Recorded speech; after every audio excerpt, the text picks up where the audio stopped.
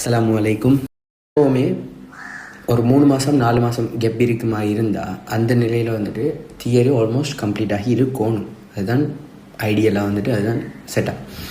So அப்போ சிலருக்கு வந்து தியரியை வந்துட்டு கம்ப்ளீட் பண்ணி இருப்பீங்க. இப்போ செகண்ட் தேர்ட் செகண்டாக ஷூராக கம்ப்ளீட் பண்ணியிருப்பீங்க. சில போர்ஷனல் கம்ப்ளீட் பண்ணாமல் விட்டுருக்கலாம். ஸோ அப்போ அந்த நிலையில் வந்துட்டு உங்களோட தியரியை வந்துட்டு மேக்ஸிமம் எந்தளவுக்கு வேகமாக கவர் பண்ணிக்கொள்ள இயலுமோ அந்தளவுக்கு வேகமாக கவர் பண்ண பாருங்கள்.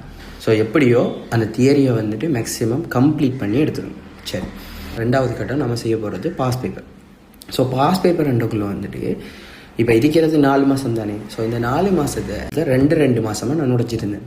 ஸோ ஃபஸ்ட்டு 2 மாதம்ங்கிறது இந்த தியரி கம்ப்ளீஷன் என்ற ஒரு பாட்டுக்காகவும், அதே மாதிரி நான் இந்த பாஸ் பேப்பர்ஸை யூனிட் வைஸாக உடைச்சி செய்யக்கூடிய மாதிரியும் வந்துட்டு நான் வச்சுருந்தேன். இப்போ உதாரணத்துக்கு நான் சொல்ல போனால் வந்து நான் இப்போ உதாரணத்துக்கு இன்றைக்கே நான் ஸ்டார்ட் பண்ணுறேன்டா. அப்போ இன்றைக்கு வந்து நான் பயாலஜி எடுக்கணுண்டா, பயாலஜியில் 10 யூனிட் இருக்குண்டா, அந்த 10 யூனிட்டையும் நான் லைன் அப் பண்ணுவேன். லைக் இதான் 10 யூனிட்னு சொல்லி வந்துட்டு அப்படியே ஒரு வருஷப்படுத்திட்டு அதுக்கு பிறகு அதை பெறலில் வந்துட்டு நான் இதுதான் அதுக்குரிய தியரி, அதே மாதிரி இதுதான் அதில் வந்து எம்சிக்யூஸ், இதுதான் அதில் வந்து எஸ்சிக்யூஸ், அதாவது எஸ்சிக்யூஸுங்கிறது ஸ்ட்ரக்சர்ஸ், அதே மாதிரி இதுதான் இதில் வரக்கூடிய எஸ்ஐஸ் என்று சொல்லி நான் என்ன செஞ்சு வச்சுருந்தேன்னு வந்துட்டு பயாலஜி வந்துட்டு ஒரு தியரி, அதுக்கப்புறம் எம்சிக்யூ, அடுத்த ஸ்ட்ரக்சர், அடுத்த எஸ்ஐ என்று சொல்லி அந்த பேட்டர்னில் வந்துட்டு நான் உடைச்சி வச்சுருந்தேன்.